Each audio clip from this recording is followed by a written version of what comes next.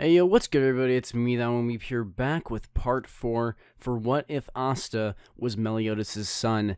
If you guys have not already, please make sure to slap the like button on this video. Comment down below what you think of the video, or something else, how your day's going, or anything like that, after you're done watching the video, or before, I don't care. And subscribe to that channel for more videos like this from me. Please make sure to do that, and also hit the notification bell because YouTube doesn't like to tell people when I post videos. Let's just get into this part for What If Asta Was Meliodas' Son.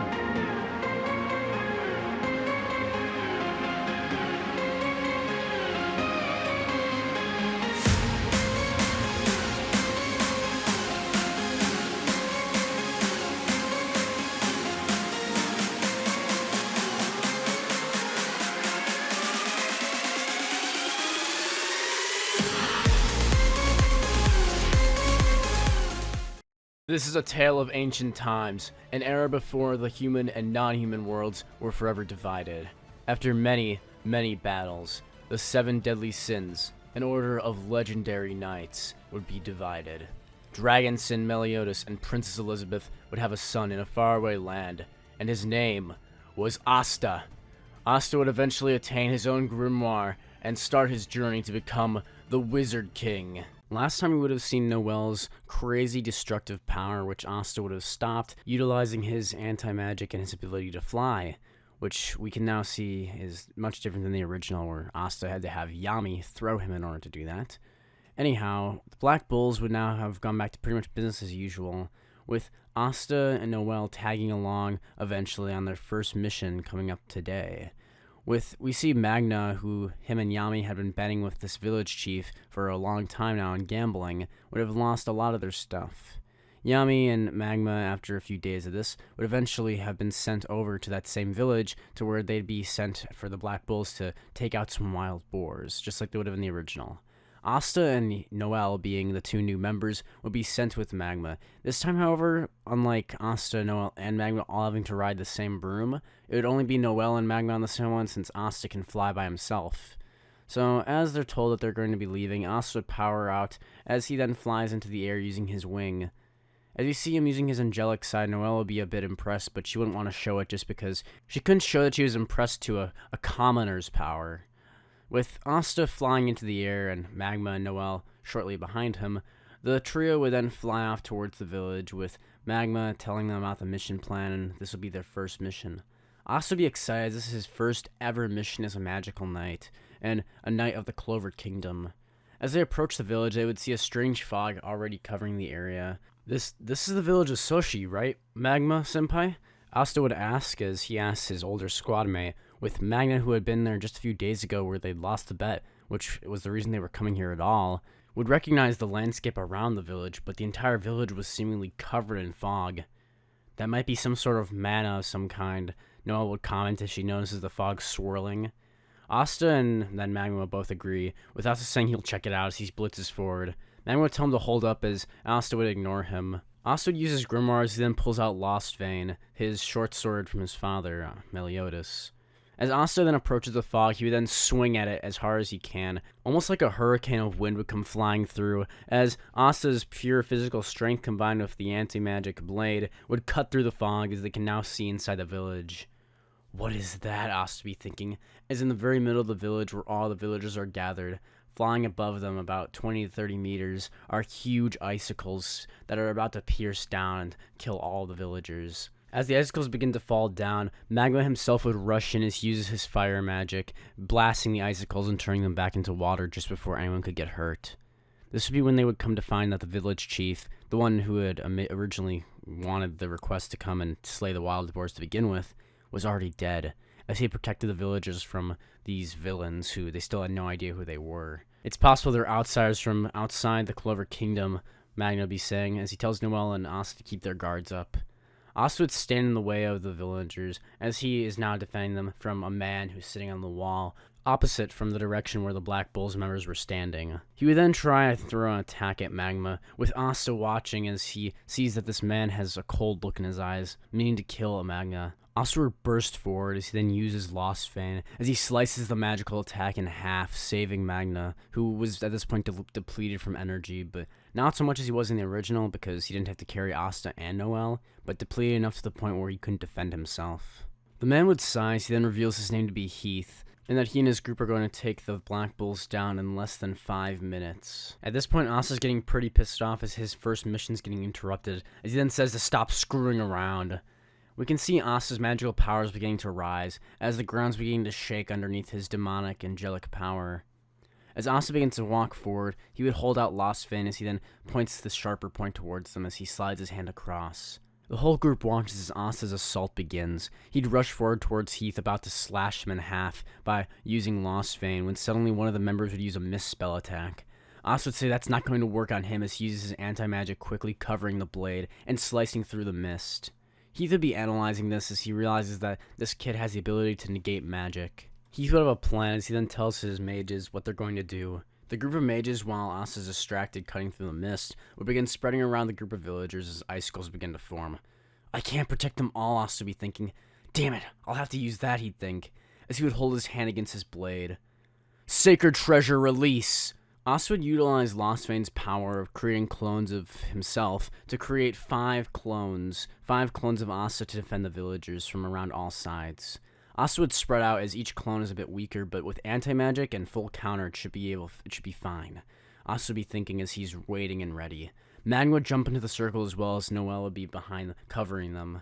With Noelle trying to shoot a blast at Heath, with him easily not even having to dodge as it misses him, saying that her aim is terrible, which would dishearten Noelle, obviously. The icicles would be blasted as Asta's ready to defend.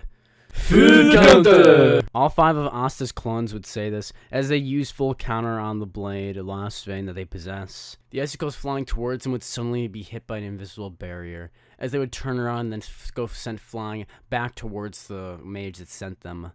Suddenly, many mages would get pierced through by the icicle, as they fall to the ground with blood coming out of them. As some of the children of the villagers are scared, they would go to Noelle and ask if what's going to happen to them, and if she could protect them. Noelle, who'd be incredibly scared herself, will be watching in fear as Asta and Magna won't be able to keep up with all of them. Even with 6 Astas defending them all, it was still too many, as Noelle would be forced to make a decision. Noelle's grimoire would begin to evolve as a new spell, Dragon's Den, would arrive. As Noelle would use this water spell, she would create a barrier of water, spinning and surrounding the entire villagers, with Asta and Magna outside of it. Asta would thank Noelle for the protective spell, saying he can focus on their attacks better now.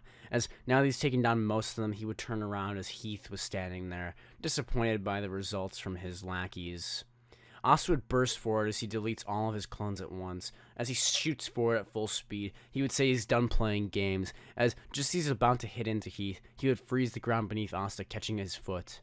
Don't think that's going to stop me, do you? Asta would think. As with Asta's pure, raw physical power, he'd rip the ground up with his shoe, and then use it to kick Heath in the face with a clump of ground on his foot, as Heath would get sent flying into the dirt by Asta's physical attack. He would be knocked out cold from Asta's pure strength, and Magna, using the rest of his magic that he has access to from the flames he already threw out, would take all of the leftover minions along with Heath himself and wrap them up using chains of heat to actually restrain them.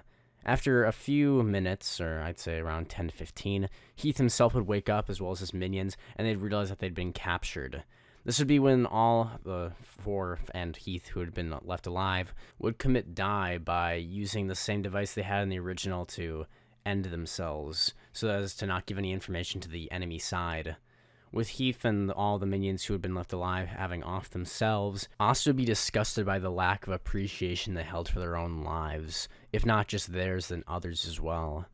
This would be when a anti-magic bird, which we would now know would be Nero, would be coming out from Asta's robe, as it would fly through the house and find the magic stone that the chief had, bringing it back to Asta and pecking at him. Asta would grab the stone and ask what that is, as Noelle would notice the bird that would be landing on Asta's head. The villagers who had been left alive would be extremely thankful to the Black Bulls for saving them, and it would tell them that their chief had fought till the very end to protect all of them.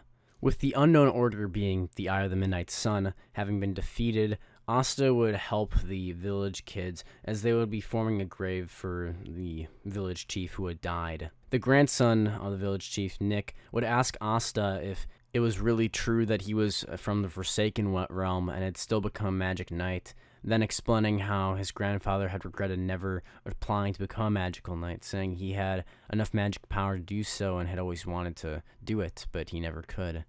Nick would then be told by Asta that everything was possible if you put your effort into it, and this would remind Asta of his original goal of proving that he could become the Wizard King. The theme in this version is a bit less heavy-hitting since Asta's actually nobility, and he's not a peasant, so it's not the same thematic beats as it would have been in the original, but it still hits hard.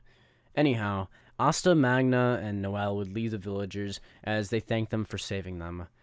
When they returned to the Black Bull's hideout, Yami would greet them as he says that the Wizard King had bestowed a star upon them for their defense of Sushi Village, with now there being only 100-star difference between them and the Golden Dawn, with Asta asking if that means they were 100 stars ahead of the Golden Dawn already, with Yami laughing as he says they were in the negatives. This would be when Yami would then give all of them their paychecks for the month, with Asta amazed at the money that he had received. He would thank Yami as he would then head up to his room where he goes to write a letter to his mom, which he would be sending all of his funds to. As he sends his money home to Elizabeth would be proud of her son, who's already working so hard, as she thinks back to her time with Meliodas, Deanne, Bon, King, Gother, and Merlin and Escanor, as the 7 of them, 8, 9 including Hawk, had been traveling across Leonis to save the kingdom. She'd be thinking about what Asta tells her about how he had defended Sushi Village as well as saved the people there, but how she couldn't get how those people could just kill themselves just by the drop of the hat just because they'd been captured. Anyhow, Asta would have been rewarded for his duties of saving the people as a magic knight, and this would have been the conclusion to Asta's first mission. A couple of days have passed this point, and now it would be time for the next arc to begin, that being the dungeon exploration arc. With the dungeon having appeared between the borders of the Diamond Kingdom and the Clover Kingdom, the Wizard King would be then telling the 2 squads that he would assign to it, being the Golden Dawn and the Black Bulls, that they would be sending some members to go investigate the dungeon and find any treasure that might be hidden beneath it. The 2 squads I'm referring to, of course, being the Black Bulls and the Golden Dawn. From the Black Bulls, we have Noelle, Silva, Asta, as well as Luck Voltia all sent to go and investigate the dungeon. From the Golden Dawn side, we still have Yuno, Mimosa, and Klaus. The trio from the Black Bulls would set off, and almost immediately as the 3 entered the dungeon, Luck would tell the 2 good luck as he would then jump off on his own, using his lightning creation magic to create his gauntlets and his leg armaments, which he would then use to jump and basically run away, as he has his own mission that he wants to go and find to fight someone or something. Asta would be a bit upset that their older squad member just abandoned them, but him and Noelle should be fine on their own, he would say, as Noelle would blush from Asta turning and looking at her when he says this. Asta would just be a bit confused as Noelle would tell him to keep going forward as she would push him with her wand, poking him in the back. By the way, the same thing happened that happened in the original with Asta, Noelle, and of course Vanessa going to the Common Realm and Noelle getting her wand, but I didn't feel it was necessary to mention it since Asta didn't really have that big of a part in there, and Asta probably would have just had a similar situation occur that happened anyway, so we're just going past it, but Noelle does have her wand that she bought to focus her magic. Anyhow, as Asta and Noelle are traversing the dungeon together, Asta would step on a trap, as Noelle would then be attacked from behind, as a large plant would try and attack her. Asta would easily take this out as he uses his angelic side by using arc. He points his right hand forward as he then grabs the air, seemingly, as a ball of light would appear, choking the entire plant as he destroys it using his light magic. Noelle would be impressed as she sees his light magic for the first time, asking what that was. Asta would say it was just a little spell called arc that his mom had taught him. With Noelle now more curious about Asta's mother, they would continue traversing through the dungeon at this point when the second trap would then go on them. This time, however, as the trap's about to activate, Asta would easily take it out as he takes out the sword and slices through the air with it, cutting with anti-magic as he deletes the trap instantly. This would be the time when Yuno, as well as Klaus and Mimosa, would meet up with Noelle and Asta, as he would see Asta's attack and notice it from anywhere. Asta, Yuno would say, as Asta would look up towards Yuno. Yuno? It's been ages. At first, the two would be quite happy to see each other. This would be when Klaus would ask Yuno why he saved those Black Bull trash members. Asta would look at Klaus at this point and tell him to stick it out of their business, with Klaus being absolutely offended at how such a younger, lower-class Magic Knight could talk to him like that. Asta would stare at him with dead eyes as he tells him that if he really wants to interrupt, then he can go and do it by himself since no one else cares what he has to say.